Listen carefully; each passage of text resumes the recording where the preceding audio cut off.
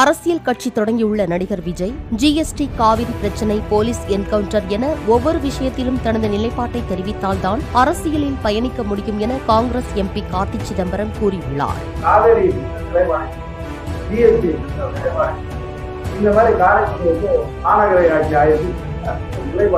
நிலைப்பாட்டை சொன்ன பின்னர்தான் அவருடைய அரசியல்